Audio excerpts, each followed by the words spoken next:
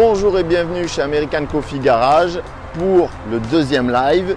Deuxième live pour deuxième voiture. Je suis avec Adi et on va vous présenter une autre voiture. Je tenais à m'excuser pour la première vidéo, j'ai eu un problème de micro, c'est jamais arrivé. Et c'est arrivé lors du premier live, donc désolé. Si vous avez besoin d'infos plus complémentaires sur la Kuda qu'on a présentée la semaine dernière, n'hésitez pas à revenir vers nous. Et de toute façon, on a eu déjà 2-3 contacts. On peut faire des lives sur WhatsApp en direct avec les clients. Si vous voulez des vidéos plus précises des voitures, n'hésitez pas à nous contacter en privé. Et puis on fait des vidéos en privé si vous ne pouvez pas vous déplacer, il n'y a pas de problème. Donc American Coffee Garage, on est à Bordeaux, au nord de Bordeaux exactement, on est à Pompignac. Du coup, je vais laisser la parole à Adi pour la présentation de cette jolie voiture. Bonjour à tous, donc moi c'est Adi, comme Anthony vous a dit. La deuxième vidéo, on reste dans notre lancée avec les Mopars. Donc cette semaine, on va vous présenter une très belle Dodge Charger RT de 1970. Je m'écarte pour laisser la jolie vue. Donc deuxième Mopar de 70, puisque la semaine dernière, on était déjà sur une Kuda de 70. Exact. Voilà, donc un très bel exemplaire d'origine, matching number, ça c'est très important. Elle a une très belle couleur et c'est donc un vrai RT. Elle a un 440 aussi. On aime bien les 440.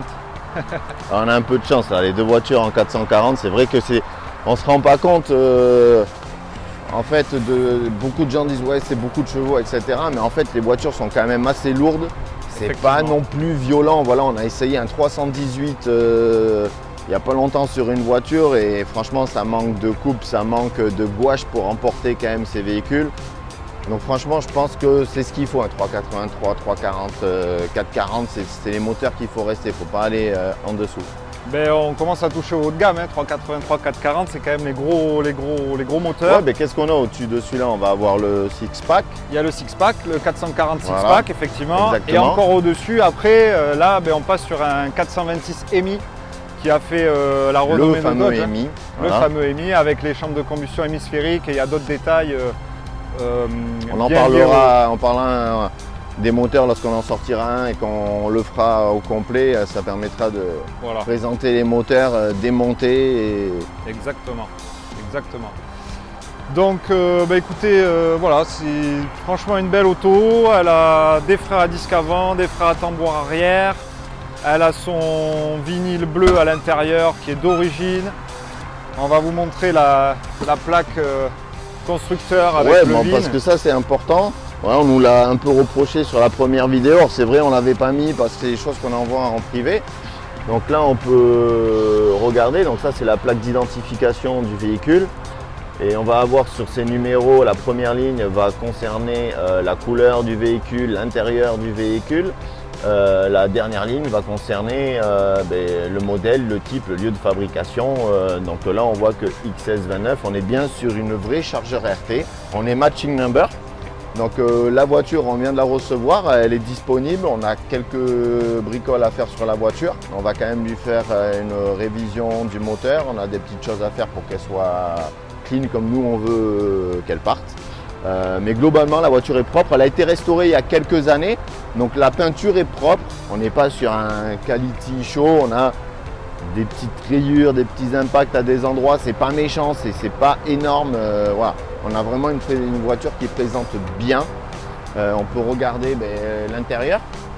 Tout à fait. Donc l'intérieur est bleu métallique comme tu disais d'origine. Tout à fait. Donc on est sur une boîte automatique qui est une 727 et en fait celle-ci a une particularité, c'est qu'elle a un reverse pattern, ce qui se dit là-bas. Elle est en semi-automatique en fait, ce qui fait qu'on a la toute première vitesse qui est en gros manuelle sur une boîte automatique, sur un rapport court de pont. Et ensuite on passe la seconde et la toute dernière vitesse tout au fond c'est le mode drive en fait, donc pour rouler, pour cruiser quoi. Voilà. Ouais, en fait les rapports sont inversés sur cette boîte de vitesse, exactement. Exactement. Donc là c'est joli, on a On vous a volontairement présenté les vitres baissées parce que on n'a pas de montant entre l'aile arrière et la porte. Et du coup, lorsqu'on vient baisser les vitres, ça fait franchement un joli look. Ça lui va très bien. Il y a les petites vitres aussi à l'avant qui sont inclinables, qui sont vraiment très sympas. Quand il fait chaud, on peut les tourner vers soi et on a tout le vent qui nous arrive dessus. C'est assez sympa comme détail, j'aime bien. Après, on va parler du petit détail qui tue, quand même.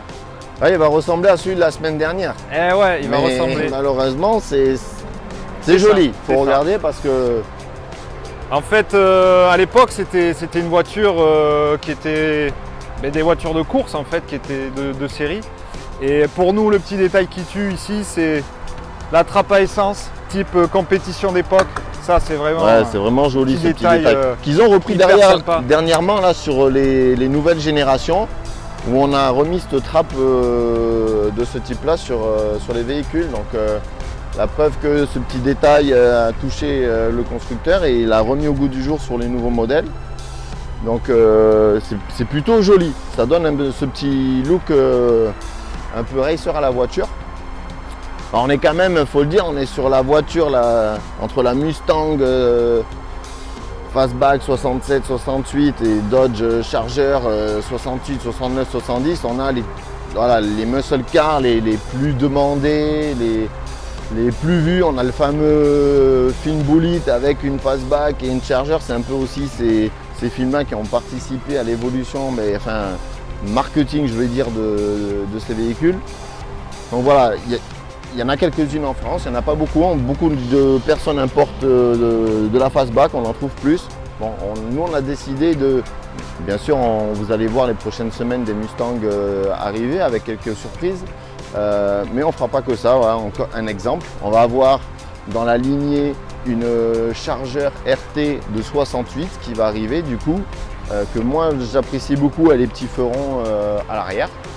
Donc vous allez voir, on va avoir quelques mopards qui arrivent. Et semaine prochaine, on sera sur un cabriolet Dodge Coronet, voilà, de 66. Donc on va vous montrer vraiment qu'est-ce qu'on est capable de vous amener. Et là on ira vraiment dans des budgets réduits. Puisque l'idée c'est de pouvoir proposer des véhicules à tout le monde et pas que sur des véhicules à gros budget. La semaine dernière, j'ai posé une question et j'ai demandé quelle était la première muscle car qui a été créée, la première voiture qu'on a appelée la muscle car. Donc beaucoup pensent que ça a été la Mustang, beaucoup pensent que ça a été la Barracuda.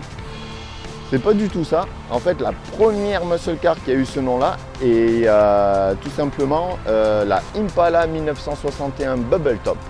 C'est la première qui a eu droit à ce nom de muscle car, qui a lancé cet engouement pour les véhicules sportifs gros moteurs, où après on a eu un enchaînement à la course aux gros moteurs avant les années 73-74, où avec le choc pétrolier, les constructeurs ont changé leur méthode de développement et ont réduit les moteurs de cylindrée en fait.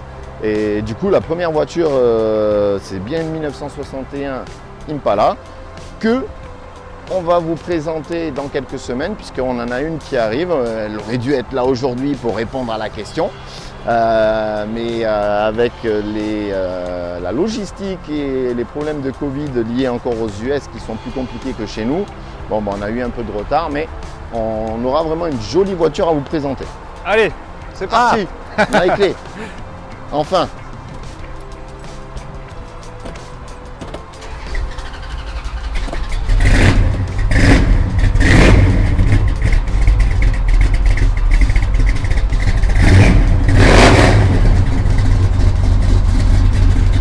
Ça fait un joli bruit. Hein.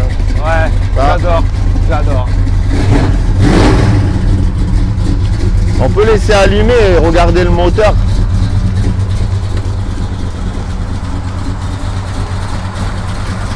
Alors ce qu'il faut savoir, c'est qu'il y a des échappements Magnaflow aussi dessus. Ouais, pendant que tu démarrais la voiture, c'est ce que j'ai expliqué. Ah ouais, d'accord.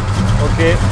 Donc c'est pour ça qu'elle fait un joli bruit. Les sorties d'échappement en inox sont faites sur mesure parce qu'aujourd'hui c'est très compliqué d'en trouver. Donc elles sont toutes neuves, ça brille. C'est vraiment sympa.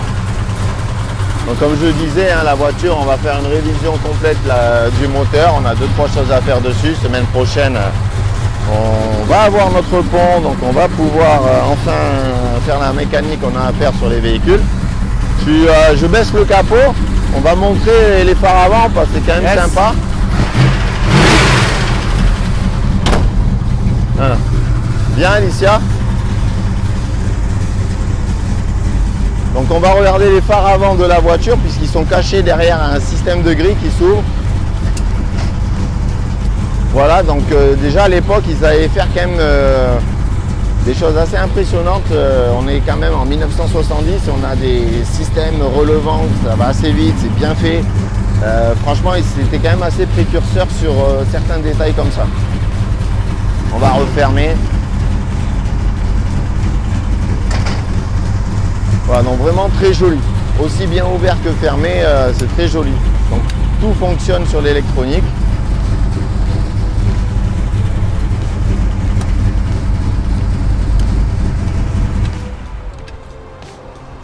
Donc la voiture, dessus, on a le toit vinyle blanc qu'on a bien retravaillé parce qu'il était surtout sale. Voilà, on a passé une bonne journée à nettoyer ce vinyle. Il commence à être pas mal, il nous reste des petits détails, il commence à être pas mal. Donc du coup, si vous êtes intéressé par une Dodge Charger, excusez-moi, ou autre, n'hésitez pas à nous contacter.